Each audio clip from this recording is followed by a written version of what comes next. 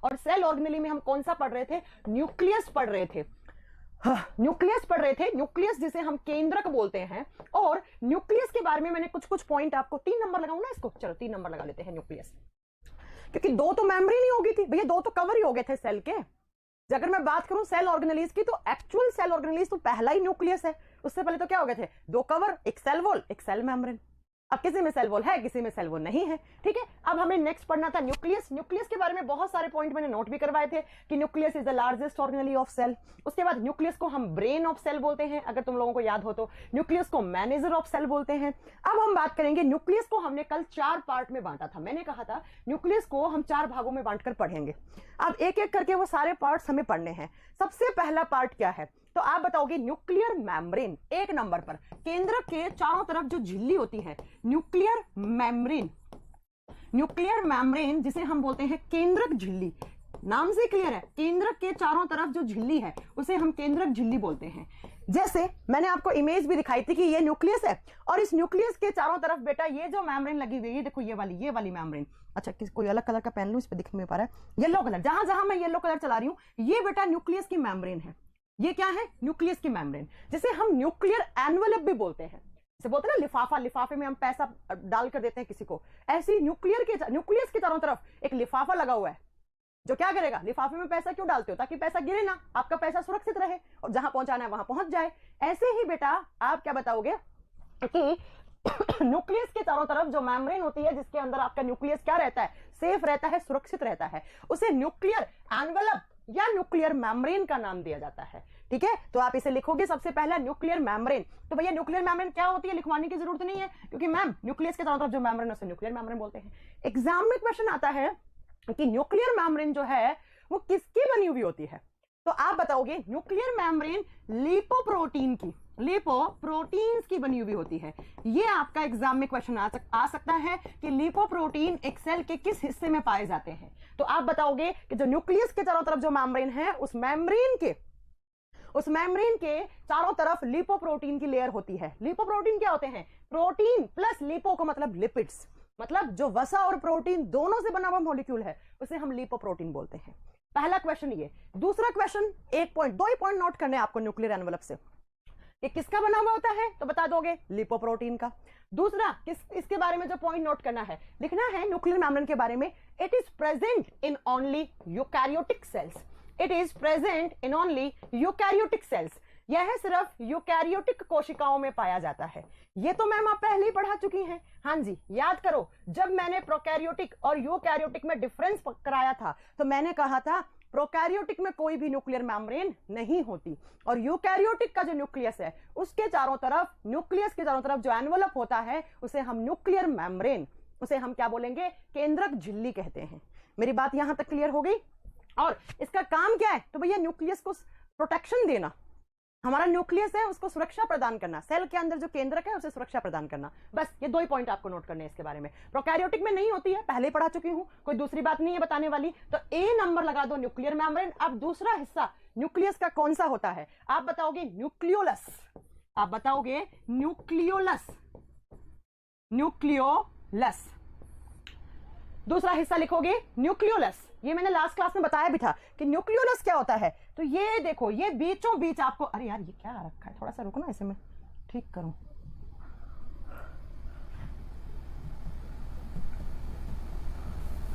तो खिस्सा कभी नहीं रहा किसी भी साइड, क्या होती है ऐसे भैया? मुझे नहीं, हाँ हो गया। देखो ये वाला जो हिस्सा है, ये गोल गोल से बना हुआ दिख रहा है ना आपको, इसे कहा जाता है न्यूक्लियोलस। केंद्रकाय, इसे कहा जाता है केंद्रकाय न्यूक्लियोलस। और न्यूक्लियोलस क्या करता है? इस क्वेश्चन का आंसर अच्छे से नोट करना। न्यूक्लियोलस क्या करता है, ये एग्जाम में क्वेश्चन आता है। न्यूक्लियोलस, पहली बात तो बेटा इसके बारे में एक पॉइंट नोट करना है। ऐसे एक सेल है, मान लो सेल के बीचों बीच न्यूक्लियस है। इस न्यूक्लियस के अंदर एक पर्पल कलर की जो स्ट्रक्चर होती है, किस कलर की?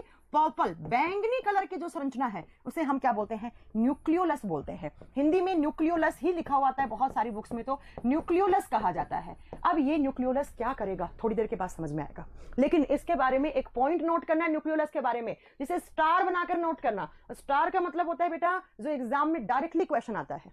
ये जो न्यूक्लियोलस है वो विजिबल होता है। विजिबल का मतलब दिखाई देना। कब visible? During cell division process. ये न्यूक्लियोलस सिर्फ और सिर्फ आपको तब विजिबल होगा जब क्या होता है, कोशिका विभाजन की प्रक्रिया होती है। और बेटा कोशिका विभाजन क्या होता है, एक सेल अपने आप को डिवाइड करती है और ऐसे और नई सेल्स बनाती है। जिस प्रोसेस के थ्रू वो डिवाइड हो रही है उसे हम सेल डिवीजन या कोशिका विभाजन बोलते हैं। ठीक है, उसे हम सेल डिवीजन या कोशिका विभाजन बोलते हैं। तो एग्जाम में कैसे क्वेश्चन आएगा, एग्जाम में क्वेश्चन आता है कि सेल का या न्यूक्लियस का वो कौन सा हिस्सा है जो सिर्फ और सिर्फ विजिबल होता है ड्यूरिंग सेल डिवीजन प्रोसेस। आप हिंदी में लिखोगे यह भाग केंद्रक का केवल कोशिका विभाजन के समय दिखाई देता है। अगर आपने ऐसे कोई सेल उठाई जिसमें सेल डिवीजन नहीं हो रहा है तो बेटा वहां आपको न्यूक्लियोलस दिखेगा ही नहीं। ये सिर्फ और सिर्फ कहां दिखेगा, तो आप बताओगे बेटा ड्यूरिंग सेल डिवीजन प्रोसेस। जब कोशिका विभाजन की प्रक्रिया होती है तब आपको वहां कौन दिखता है, न्यूक्लियोलस दिखता है। और क्यों मैम, इसका रीजन आपको मैक्सिमम 1 घंटे के बाद, 1 घंटे क्लास हो जाएगी तो उसके बाद समझ में आएगा।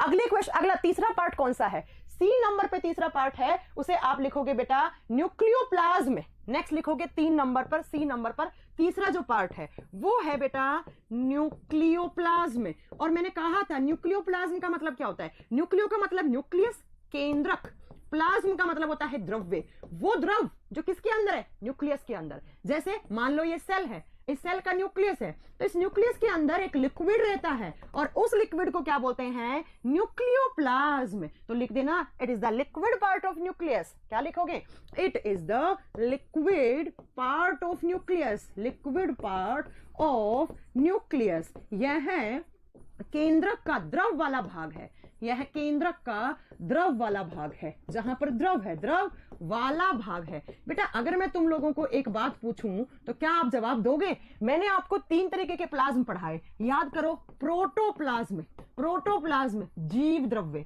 दूसरा पढ़ाया था साइटोप्लाज्म कोशिका द्रव्य, और तीसरा पढ़ा रही हूं आज न्यूक्लियोप्लाज्म। तो शायद आपको डिफरेंस मालूम चल गया होगा इनके बीच में।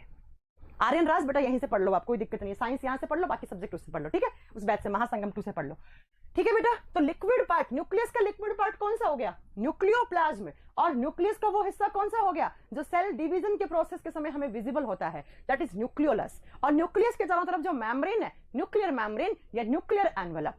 अब मैम इस न्यूक्लियोप्लाज्म में क्या होता है, ये बेटा अलग कलर के पेन से लिख रही हूं क्योंकि इंपॉर्टेंट है। और इस लिक्विड पार्ट के पास, ये जो लिक्विड है, द्रव है, द्रव, इसके अंदर होते हैं न्यूक्लिक एसिड। क्या होते हैं प्यारे बच्चों, न्यूक्लिक एसिड, हिंदी में बोलते हैं न्यूक्लिक अम्ल प्रेजेंट होते हैं। और वो न्यूक्लिक अम्ल 2 फॉर्म में होता है, आइदर डीएनए और आरएनए। आरएनए अभी बात करेंगे इन पे, डीएनए आरएनए पे। तो एग्जाम में क्वेश्चन कैसे आया, मैं साथ साथ में बहुत क्वेश्चन करवा देती हूं आपको क्लास में। एग्जाम में क्वेश्चन आता है कि न्यूक्लियस का वो कौन सा हिस्सा है जहां पर न्यूक्लिक एसिड प्रेजेंट होते हैं। आपका आंसर क्या आना चाहिए, न्यूक्लियोप्लाज्म, कोशिका द्रव्य, सॉरी केंद्रक द्रव्य। इसके अंदर क्या होते हैं, डीएनए और आरएनए। ये जो लिक्विड है ना, इसमें डीएनए और आरएनए पड़े हुए होते हैं बेटा, अभी आएंगे इनको डिटेल में पढ़ेंगे हम। तो 3 हिस्से हो गए न्यूक्लियस के, 3 हिस्से हो गए न्यूक्लियस के। अब बात करते हैं चौथा हिस्सा कौन सा है न्यूक्लियस का। और चौथा हिस्सा न्यूक्लियस का जो होता है उसे कहा जाता है क्रोमेटिन। क्रोमेटिन भाग, हिंदी में भी सेम बोलेंगे क्रोमेटिन। और क्रोमेटिन क्या है, तो प्यारे बच्चों इस डायग्राम को देखो, ये जो थ्रेड लाइक स्ट्रक्चर है, ये देखो, ये धागे नुमा संरचनाएं दिख रही है, जैसे बहुत सारे धागे पड़े हैं यहां पर, इसे क्या कहते हैं हम, क्रोमेटिन। और यही क्रोमेटिन आगे चलकर बेटा क्या बनाते हैं, डीएनए आरएनए बनाते हैं। ठीक है, तो नेक्स्ट लिखोगे कि न्यूक्लियस के अंदर जो धागे नुमा संरचना है, जो थ्रेड लाइक स्ट्रक्चर है, क्या थ्रेड लाइक का मतलब होता है धागे नुमा संरचना। और वो धागे नुमा संरचना है उसे हम क्या बोलेंगे, आप बताओगे, उसे हम कहते हैं क्रोमेटिन। क्रोमेटिन। खैलाद गुंजल का क्वेश्चन है व्हाट इज प्रोटोप्लाज्म। तो बेटा मैं रोज रोज बताने के लिए यहां नहीं हूं, आपने होम ट्यूशन ज्वाइन नहीं किया है बेटा, प्रीवियस क्लास में जाओ, प्रोटोप्लाज्म प्रोटोप्लाज्म प्रोटोप्लाज्म पहली क्लास में इतना चिल्ला चिल्ला के पढ़ाया है, तो बेटा अब वहां पर जाके पढ़ो, ठीक है। पढ़ाया हुआ कभी रिपीट नहीं करूंगी, मेरा नियम है ये, चाहे आप इसको एटीट्यूड मानो, चाहे उसको ईगो मानो, चाहे आप स्वैग मानो। मेरा पढ़ाया हुआ पढ़ाने में मुझे मजा नहीं आता है। जब तुम्हें पढ़ाया हुआ समझ में ही नहीं आया और तुम्हें याद ही नहीं है, मुझे रिपीट करना पड़ रहा है, तो काहे कि तुम स्टूडेंट और काहे कि मैं टीचर, सॉरी बेटा, है ना। चलिए, तो क्रोमेटिन क्या होते हैं, क्रोमेटिन थ्रेड लाइक स्ट्रक्चर होती है, धागे नुमा संरचनाएं होती हैं। और यही धागे नुमा संरचनाएं आगे चलकर बेटो डीएनए और आरएनए बनाती हैं। और ये डीएनए आरएनए कहां प्रेजेंट है, देन आपका आंसर क्या होगा बेटा, लिक्विड पार्ट में। अब बताओ भैया कुछ समझ में आया कि नहीं आया? अब मेरी तरफ देखो, नहीं समझ में आया तो ये हथेली मेरी क्या है? इस हथेली को आप मान लो न्यूक्लियस है ये सेल का, ये पूरा हाथ मेरा सेल है और मेरी हथेली न्यूक्लियस है, ठीक है। अब क्या होगा बेटा, इस न्यूक्लियस के 4 भाग थे। पहला, इस हथेली के चारों तरफ ऐसे एक मेम्ब्रेन खींच दो, तो न्यूक्लियर मेम्ब्रेन। नेक्स्ट, इस हथेली के बीचों बीच ऐसे एक आप टीका कर दो, जैसे मेहंदी का टीका नहीं करते हैं हथेली में, उसे न्यूक्लियोलस बोलते हैं। और वो न्यूक्लियोलस तभी दिखेगा जब मेरी कोई भी सेल है वो डिवाइड हो रही होगी, उसमें सेल डिवीजन हो रहा होगा, तब वो बीच वाला पार्ट दिखेगा। इस न्यूक्लियस के अंदर एक लिक्विड है, उसे मैंने न्यूक्लियोप्लाज्म बोला, उसके अंदर डीएनए आरएनए घूम रहे हैं और ऐसे थ्रेड लाइक स्ट्रक्चर्स बनी हुई है इस न्यूक्लियस के अंदर, उन्हें मैंने क्रोमैटिन बोल दिया और वो आगे चलकर डीएनए आरएनए बनाते हैं। कुछ प्रॉब्लम? मुझे नहीं लगता कुछ भी प्रॉब्लम है आपको इतना क्लास पढ़ने में। अब हम पढ़ेंगे क्या बला है ये डीएनए और RNA.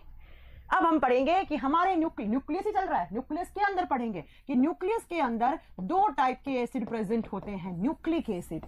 In the structure of nucleus 2 types of nucleic acids are present.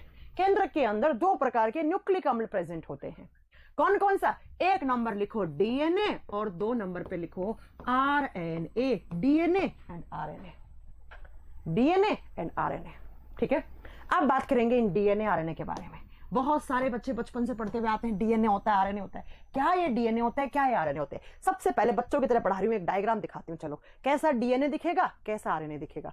ये रहे बेटा, ये वाला डीएनए दिखेगा डबल हेलिक्स, ये आरएनए दिखेगा आपको। अब ये सब समझना है, ये क्या लिखा हुआ है इतना सारा बवाला, ये सब पढ़ना है हमें। चले चलो, संजय कुमार का क्वेश्चन है कि केमिस्ट्री कब होगा। संजय कुमार एक बार और कमेंट किया ना ब्लॉक हो जाओगे। डेली बताऊं तुम्हें केमिस्ट्री कब होगा? दिमाग ठीक है तुम्हारा? क्लास करने आते हो रोज की, कमेंट करने आते हो सिर्फ? कल 4 बच्चों को ब्लॉक करवाया था, चारों फोन पे रो रहे थे कि मैम गलती हो गई। क्या हुआ है? 1 सेकेंड रुको ना, इतनी ये साउंड कैसे आई है ऐसी? कुछ गिरने की? कुछ सीढ़ियों से कोई सामान चढ़ रहा है क्या? अच्छा, मैं डर गई एकदम से। आराम से करो यार। चलो अब बात करते हैं डीएनए और आरएनए की। सबसे बेसिक पहला क्वेश्चन, डीएनए का फुल फॉर्म क्या है और आरएनए का फुल फॉर्म क्या है? डीएनए क्या होता है? डीएनए को कहा जाता है deoxyribose nucleic acid, deoxyribose nucleic acid. अब बोलेंगे मैम हिंदी में बताओ। बेटा हिंदी में सेम है, डीऑक्सीराइबोज न्यूक्लिक एसिड की जगह अम्ल कर देना, ये हिंदी हो जाए, ये अम्ल कर देना। आरएनए की बात करते हैं तो आरएनए को बोलते हैं ribose nucleic acid, ribose nucleic acid. Ma'am Hindi में क्या है? राइबोज न्यूक्लिक अम्ल, राइबोज न्यूक्लिक अम्ल। अरे कमेंट दो स्क्रीन पे, ठीक है। तो डीएनए आरएनए के फुल फॉर्म तो बता दोगे, deoxyribose nucleic acid and RNA ribose nucleic acid. अब मेरी बात को जरा ध्यान से सुनना, क्या है ये डीएनए आरएनए है? तो सुना डीएनए आरएनए क्या है, बोर्ड पे इसका आंसर लिखा हुआ है। डीएनए आरएनए न्यूक्लिक एसिड है, वो एसिड जो कहां पर प्रेजेंट है? न्यूक्लियस में। और वो कौन से महान साइंटिस्ट हैं जिन्होंने बताया कि भैया न्यूक्लिक एसिड नाम की कोई चीज होती है? तो आप बताओगे Friedrich Miescher, Friedrich Miescher, Hindi में तो मिस्चर लिखा हुआ होता है। वो महान साइंटिस्ट हैं जिन्होंने बताया कि हमारी जो सेल्स हैं उन सेल्स के अंदर, न्यूक्लियस के अंदर न्यूक्लिक एसिड प्रेजेंट होता है। तो एग्जाम में क्वेश्चन आए, एग्जाम में क्वेश्चन आए कि कौन से वैज्ञानिक ने न्यूक्लिक अम्ल की खोज की, तो बता दोगे फ्रेडरिक मिशर ने की, कोई दिक्कत नहीं है, ठीक है। मैंने ये नहीं कहा डीएनए आरएनए का मॉडल किसने दिया एक्सेट्रा एक्सेट्रा, नो। मैंने कहा है कि सेल के न्यूक्लियस के अंदर न्यूक्लिक एसिड होता है, वो बात किसने बताई? फ्रेडरिक मिशर ने बताई। आपको समझ में आ गई होगी। अब बात करते हैं डीएनए का मॉडल। मॉडल का मतलब बेटा इसका ये मॉडल, ये स्ट्रक्चर, ये स्ट्रक्चर ध्यान से सुनना मेरी बात। एक ये स्ट्रैंड ऐसे बना हुआ है, दूसरा ऐसे बना हुआ है, इन्हें कहा जाता है हेलिक्स। और हेलिक्स का मतलब होता है कुंडलित। 2 कुंडलियां हैं, एक कुंडली ऐसे घूमी हुई है, दूसरी सॉरी इधर नहीं, इधर आओ, एक कुंडली ऐसे घूमी हुई, दूसरी ऐसे घूमी हुई। तो डीएनए डबल हेलिक्स है, डीएनए में 2 स्ट्रैंड है। और इसीलिए बुक्स में लिखा हुआ होता है कि डीएनए का मॉडल, कौन सा model? Double helix structure. Double helix का मतलब है द्विकुंडलित संरचना। कौन से साइंटिस्ट के द्वारा दी गई?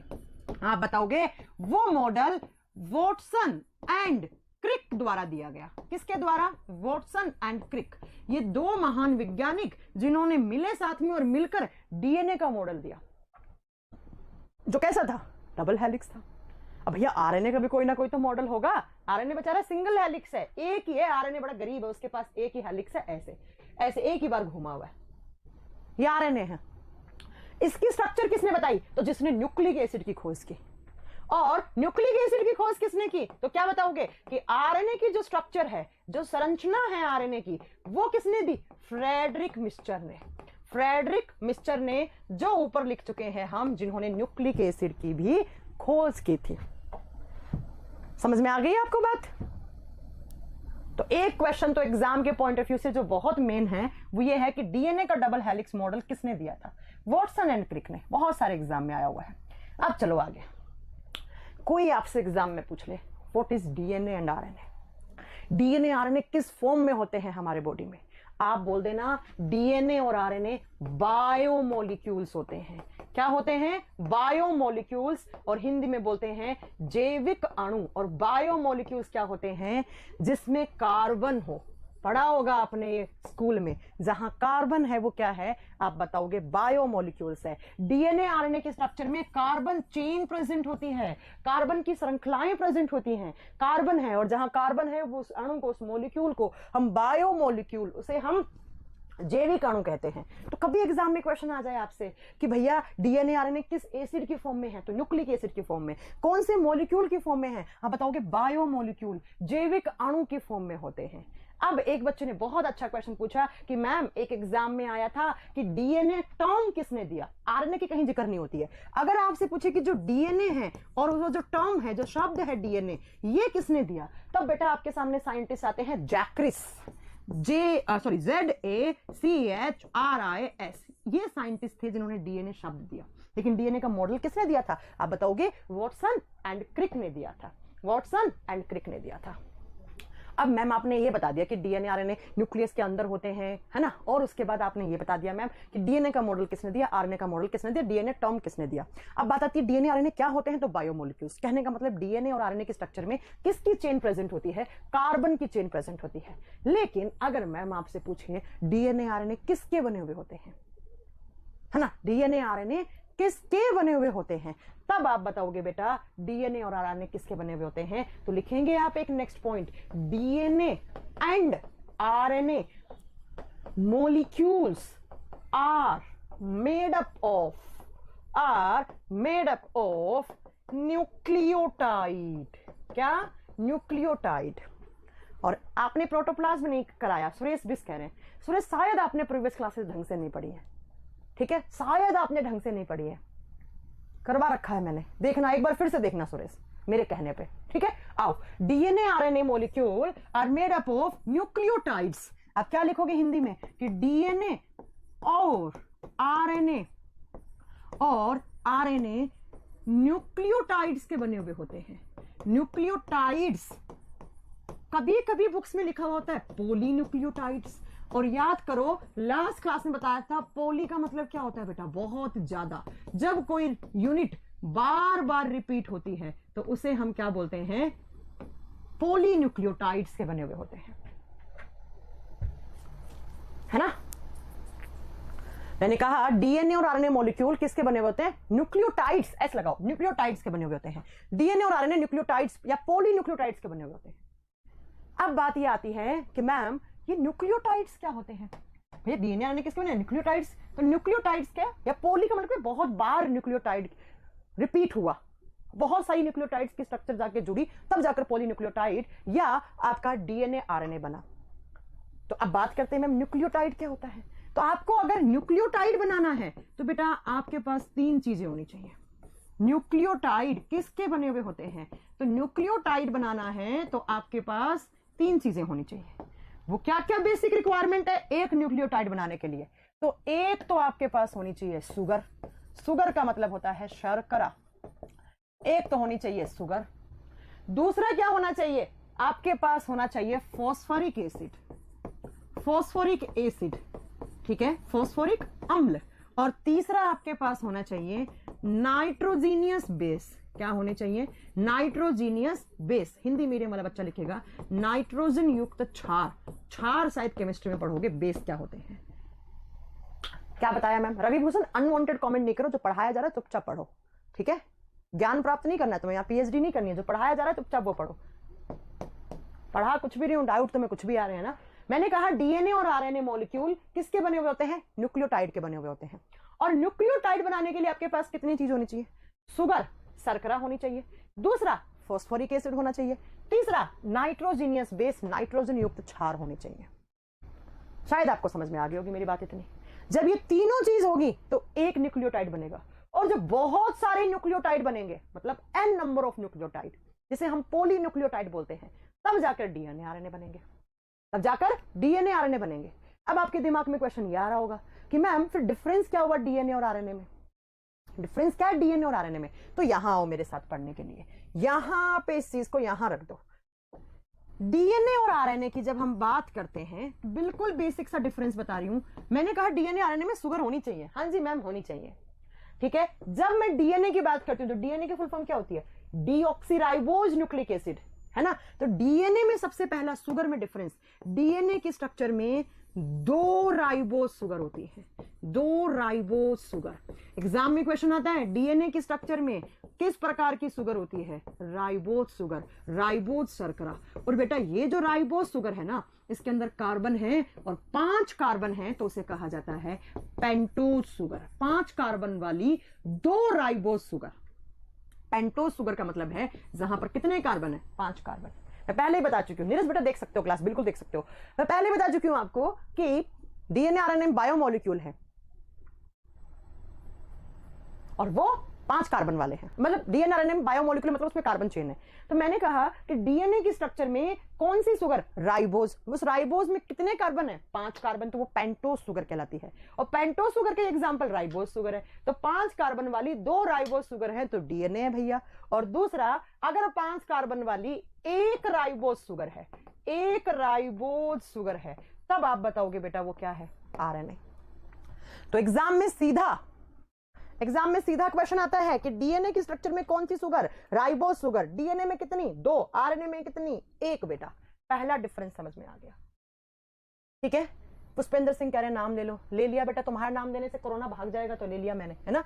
दूसरा देखो, डीएनए का क्या होता है? डीएनए होता है डबल हेलिक्स स्ट्रक्चर।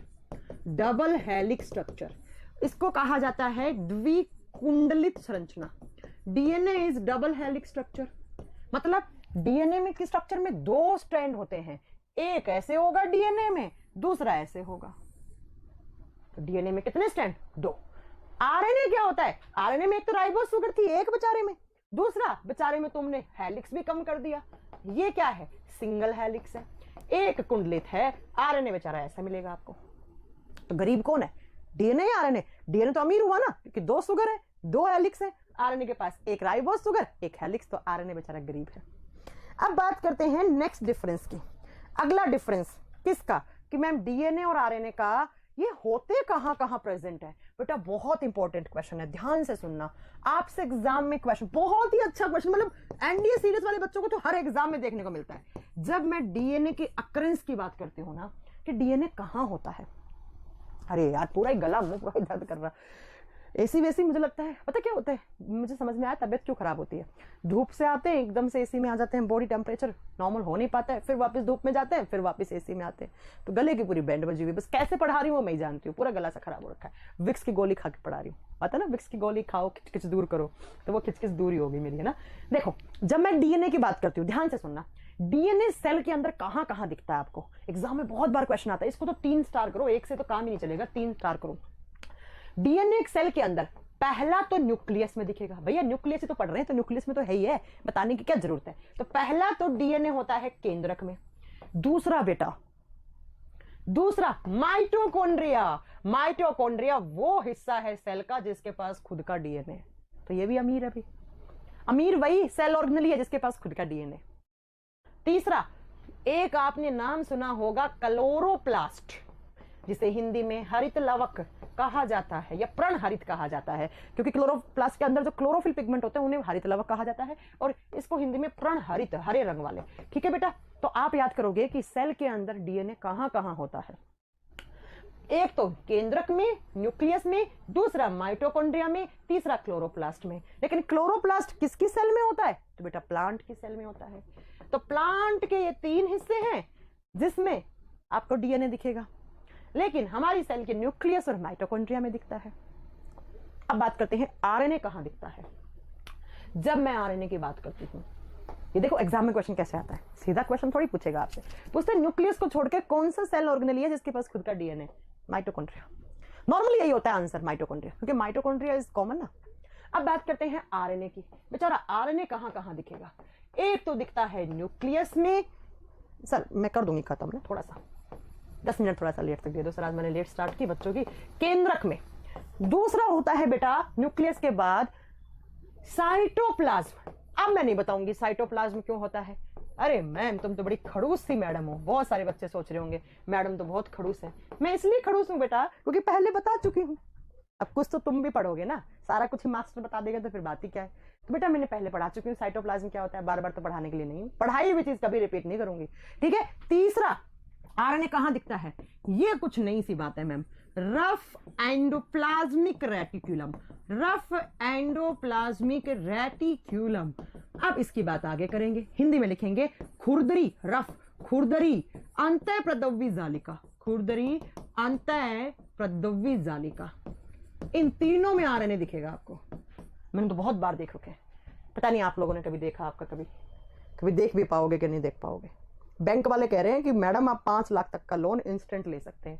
इनसे कोई पूछे बैंक वालों से कि लोन लेने के बाद किस्त भी भरनी होती है, वो कहां से भरेंगे हम, हैं?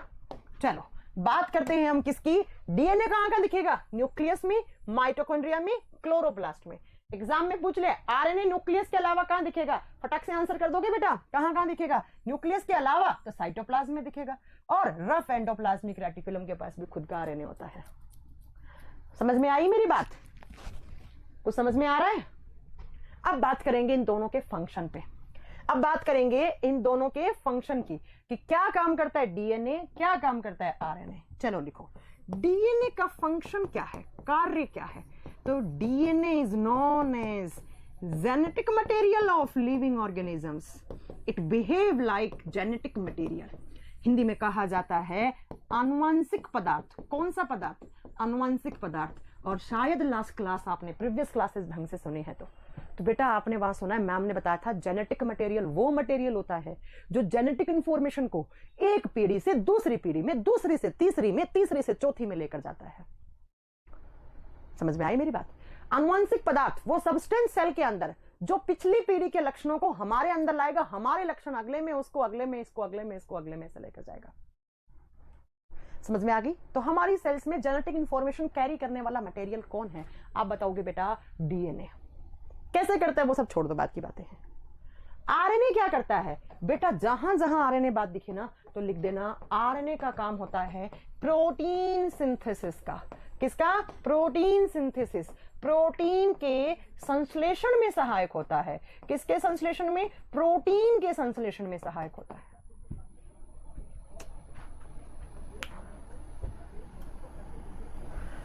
आर्यन बेटा बार बार बोलूं क्या? तुम साइंस यहां से पढ़ लो, मैथ्स, इंग्लिश, रीजनिंग वहां महासंगम 2 से पढ़ लो, बात एक ही है बेटा, ठीक है। तो आरएनए प्रोटीन सिंथेसिस का काम करता है। हमारी बॉडी में बहुत सारे प्रोटीन बनते हैं, किससे? अमीनो एसिड के जुड़ने से। तो उन प्रोटीन को बनाना और उनको सिंथेसिस, उनका संश्लेषण करने का काम आरएनए करता है।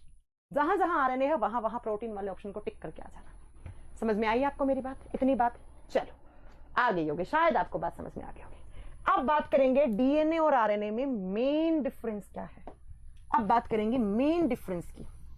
तो बेटा ये देखो, आप इनके स्ट्रक्चर देखोगे तो कुछ ऐसे नाम दिख रहे, ग्वानिन लिखा हुआ, एडेनिन नाम लिखा होगा, यूरेसिल नाम दिख रहा होगा, साइटोसिन नाम दिख रहा होगा, ग्वानिन, एडेनिन, थाइमिन, ये क्या है? ये क्या है? तो ये होता है बेटा मेन डिफरेंस। लकवा की बीमारी जेनेटिकल बीमारी है क्या मैम? ये कहां से पढ़ा आपने? लकवा की बीमारी जेनेटिक है। तो बेटा अब इनमें से मैंने कहा था कि डीएनए और आरएनए बनाना है तो 3 चीज होनी चाहिए आपके पास। कौन कौन सी? शुगर होनी चाहिए, शुगर तो होगी भैया। जहां 2 शुगर है राइबोस, तो बेटा वो क्या है? डीएनए। जहां 1 शुगर है वो आरएनए है। दूसरा फॉस्फोरिक एसिड। फॉस्फोरिक एसिड बेटा दोनों के लिए कॉमन है, फॉस्फोरिक अम्ल दोनों के लिए कॉमन है। तीसरा मैंने कहा था नाइट्रोजीनियस बेस होनी चाहिए डीएनए आरएनए बनाने के लिए। तो अब हम बात करेंगे नाइट्रोजीनियस बेस की।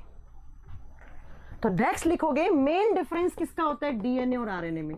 तो होता है प्यारे बच्चों नाइट्रोजीनियस बेस का। हिंदी में कहा जाता है नाइट्रोजन युक्त क्षार। नाइट्रोजन युक्त क्षार का मेन डिफरेंस होता है। अब बात करेंगे, समझ में आ रही है मेरी बात? श्रेया ने बहुत अच्छा आंसर। श्रेया करिए ma'am, sugar plus phosphoric acid nucleoside होता है ना मैम? दीदी, मैम भी बोलो, दीदी बोलो। यस श्रेया बेटा, मैं आगे बताऊंगी भी यार कि जब आप फॉस्फोरिक एसिड माइनस कर दोगे न्यूक्लियोटाइड में से तो बेटा फॉस्फोरिक, जब आप नाइट्रोजीनियस बेस माइनस कर दोगे किससे, तो आप बताओगे न्यूक्लियोटाइड में से, तो न्यूक्लियोसाइड बच जाता है। सब बताएंगे, थोड़ा आप वेट करो, आगे चलकर बात करेंगे। श्रेया, मुझे लगता है श्रेया तुम पुरानी स्टूडेंट हो, इसलिए तुम्हें थोड़ी जल्दीबाजी हो रही है ना पढ़ने की। चलो, होगी बात समझ में आ गई आपको मेरी यहां तक? मेन डिफरेंस किसका होता है? तो हम बताएंगे नाइट्रोजीनियस बेस का। कैसे होता है तो वो अभी बताऊंगे, कैसे होता है वो भी बताऊंगे। ठीक है, चलो। तो नाइट्रोजन 6:30, ठीक है। तो नाइट्रोजीनियस बेस का मेन डिफरेंस क्या है बेटा, वो कल बता पाऊंगे, क्योंकि छाती पे खड़े एक टीचर, उनकी क्लास है यहाँ पे, है ना। मैंने आज उनका स्टूडियो का स्लॉट ले लिया। मैम फाइब्रोस्कैन क्या होता है बेटा? आप स्पेलिंग कुछ गलत बता रहे हैं। ठीक है, तो अब इससे आगे मैं कल पढ़ाऊंगी। आज बिल्कुल छोटी सी क्लास हुई, 40 मिनट की क्लास हो पाई बेटा, उसके लिए मैं माफी चाहूंगी, क्योंकि आज सुबह मेरा गला एकदम चौक था, इसलिए मैं क्लास नहीं ले पाई थी। ठीक है बेटा, तो बेटा कल मैं यहाँ से नाइट्रोजीनियस बेस से कल स्टार्ट करूंगी सुबह। कल 11 बजे क्लास होगी, ठीक है? कल 11 बजे ही क्लास होगी। बस मेरा गला ठीक हो, आप दुआ करना भगवान से, है ना। जैसे मैं तुम लोगों के लिए दुआएं करती हूँ, वैसे आप भी मेरे लिए दुआ करना बस। ठीक है बेटा, ये कल करेंगे। मैम पेंटोस शुगर एक्सप्लेन, बेटा जहां पर 5 कार्बन वाली शुगर, 5 कार्बन होते हैं, 1 कार्बन, 2 कार्बन, 3 कार्बन, 4 कार्बन और 5वां कार्बन, तो इसे पेंटोस शुगर बोलते हैं बेटा। जहां पर 6 कार्बन होते हैं उसे हेक्सोज, जैसे glucose is the example of hexose sugar, क्योंकि ग्लूकोज में कितने हैं बेटा? 6 कार्बन है। समझ में आ गया? ठीक है बेटा, आज मैंने बिल्कुल छोटी सी क्लास ली 40 मिनट की, तो मैं